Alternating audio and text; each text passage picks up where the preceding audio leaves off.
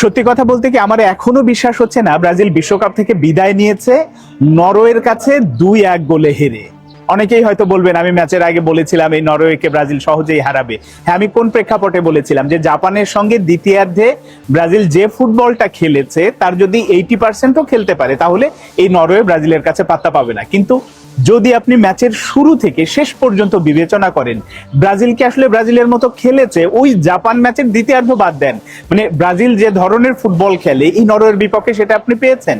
শুরু থেকে শেষ পর্যন্ত আমার কাছে মনে হয়েছে যে ব্রাজিল আসলে একটা ছায়া হয়েছিল, নাম হলুদ জার্সি পরে খেলছে, তারা 90 মিনিট শুধু একটা দল খেলতে হয় যেন খেলছে।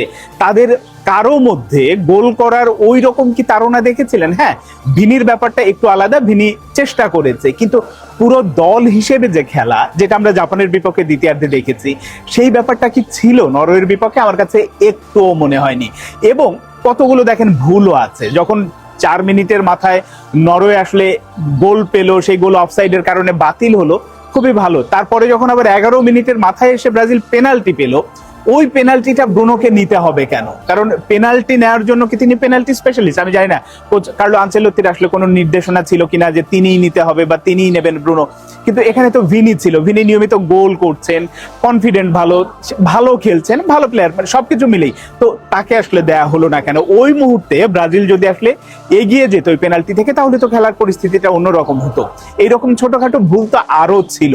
নেইমারকে আগে নামানো যেত কিনা, এটা আমার কাছে মনে হয়েছে যে এই নেইমার শেষ পর্যন্ত হয়তো হ্যাঁ ইনজুরি থেকে ফিরেছে, কতটা রিদমে আছে না আছে, কিন্তু দিন শেষে অভিজ্ঞতা একটা বড় ব্যাপার। মূল একাদশে না হোক, প্রথমার্ধে শুরু মানে চেঞ্জ করে তাকে নামানো যেতে কিনা, এই ব্যাপারগুলো আসলে অনেক প্রশ্ন সাপেক্ষ। হ্যাঁ, হয়তো বলবেন যে আমি কোচ কার্লো আনচেলোত্তির চেয়ে আসলে বড় হয়ে গেছে কিনা, কিন্তু সাধারণ মানুষের প্রশ্নগুলোও না আমাদের মতো, আমরা যারা ফুটবলটা দেখি ফলো করি, তাদের ব্যাপারগুলো যখন মাথায় ঢোকে ওই প্রশ্নগুলো এসে যায়। আরো একটা ব্যাপার, যখন আসলে ওই যে হাল্যান্ড গোলটা করলো, ব্রাজিল নরওয়ের কাছে হারলো না হাল্যান্ডের কাছে হারলো? আমার কাছে মনে হচ্ছে হাল্যান্ডের কাছে হারলো। 79 মিনিটে বাম প্রান্ত থেকে যে ক্রসটা আসলো, হাল্যান্ডের হাইট এমনিতেই যত, সঙ্গে আবার তিনি লাফিয়ে উঠেছেন, ফলে ওই ডিফেন্ডারের আসলে ব্রাজিল ডিফেন্ডারের কিছু করার ছিল না, এবং ঠান্ডা মাথায় বল জালে জড়ানোর যে ব্যাপারটা সেটাই তিনি করেছে।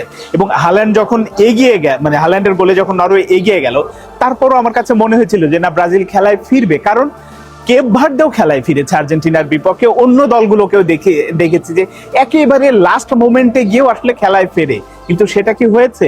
সেটা হয়নি, উল্টো যেটা হলো যে ব্যবধানটা 2-0 হলো, এবং সে আবার হাল্যান্ডের গোল থেকে। হাল্যান্ড একাই যে এই কাজটা করবে, পরিসংখ্যান তাদের পক্ষে ছিল, এই নরওয়েকে ব্রাজিল কখনো হারাতে পারেনি, সবই ঠিক আছে, কিন্তু বর্তমান প্রেক্ষাপট ওই ব্যাপারটা মাথায় নিলে তো আসলে অন্য রেজাল্ট হওয়ার কথা ছিল, কিন্তু শেষ পর্যন্ত সেটা হয়নি। আর ওই যে শেষ দিকে এসে যখন আসলে পেনাল্টিটা পেলো, নেইমার গোল করলো, এবারের বিশ্বকাপের প্রথম গোল তার, কিন্তু সেই গোলটা মানে ওই পেনাল্টিটা যদি আগেও পেত বা ওই শুরুর পেনাল্টি থেকে গোলটা পেত, আমার ধারণা ম্যাচের ইকুয়েশন অন্যরকম হতো। কিন্তু এই যে ব্রাজিল যেভাবে খেললো, যে কৌশলে, যে মানে প্যাটার্নে খেলেছে, আমার কাছে অন্তত মানে মন ভরেনি ব্রাজিল যেভাবে খেলে। এবং শেষ পর্যন্ত যেটা হয়েছে, নরওয়ে হচ্ছে ঠান্ডা মাথায় খেলেছে, তাদের খেলতে দিয়েছে, নিজেরা বল নিয়ন্ত্রণে রেখেছে, সবকিছু মিলে সব সময় যে একেবারে তেড়ে ফুঁড়ে গেছে ব্যাপারটা তা না।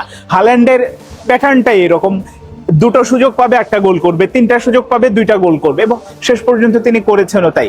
এবং এই হাল্যান্ড নরওয়ের জন্য মানে কি বলবো আশীর্বাদী। দুটো গোল করে এখন যেটা হলো যে এমবাপ্পে, মেসি 7টা গোল করে এবারের বিশ্বকাপের সবচেয়ে সর্বাধিক গোলদাতার তালিকায় শীর্ষে ছিলেন, তার সাথে যোগ হলো এবার হাল্যান্ড। এখন এই হাল্যান্ড নরওয়েকে নিয়ে গেল হচ্ছে কোয়ার্টার ফাইনালে, তারা প্রতিপক্ষ হিসেবে পাবে মেক্সিকো বা ইংল্যান্ডকে। এখন দেখা যাক, বিশ্বকাপের ইতিহাসে, নরওয়ের বিশ্বকাপ ইতিহাসে কিন্তু এটা তাদের সর্বোচ্চ ভালো রেজাল্ট। এর আগে কখনোই তারা কোয়ার্টার ফাইনালে ওঠেনি, এই প্রথম কোয়ার্টার ফাইনালে উঠলো। অন্যদিকে ব্রাজিলের কথা যদি বলেন, ব্রাজিল গত বিশ্বকাপে ক্রোয়েশিয়ার কাছে হেরে কোয়ার্টার ফাইনাল থেকে বিদায় নিয়েছিল, আর 90 সালের পর থেকে যদি বিবেচনা করেন এই প্রথম এত তাড়াতাড়ি ব্রাজিল বিশ্বকাপ থেকে ছিটকে গেল। এখন দেখা যাক, নরওয়ে কোয়ার্টার ফাইনালে উঠলো, তারা প্রতিপক্ষ হিসেবে যাকেই পাক, মেক্সিকো অথবা ইংল্যান্ড, তাদেরকে হারিয়ে তারা সেমিফাইনালে জায়গা করে নিতে পারে কিনা বা ফাইনাল পর্যন্ত যেতে পারে কিনা সেটা হয়তো সময় বলে দেবে। কিন্তু এই যে ব্রাজিল বিশ্বকাপ থেকে বিদায় নিল, এই বিদায়ের ফলে হয়তো আর্জেন্টাইন সমর্থকরা বা ব্রাজিলকে যারা, ব্রাজিলের অপোনেন্ট দল যারা আছে, তারা হয়তো খানিকটা খুশি হয়েছে, কিন্তু খুশি আমরা যতই হই, যে যে দলের সাপোর্ট করি না, কিন্তু ব্রাজিল আর্জেন্টিনার মতো দল যখন বিশ্বকাপ থেকে ছিটকে যায় তখন কিন্তু আসলে বিশ্বকাপের রংটা আর ওই রঙিন থাকে না, চুপসে যায়, ঝাপসা হয়ে যায়, বিবর্ণ হয়ে যায়। আমার কাছে মনে হয়েছে যে বাংলাদেশে বিশ্বকাপের যে উন্মাদনা প্রায় 50% আসলে কমে গেল।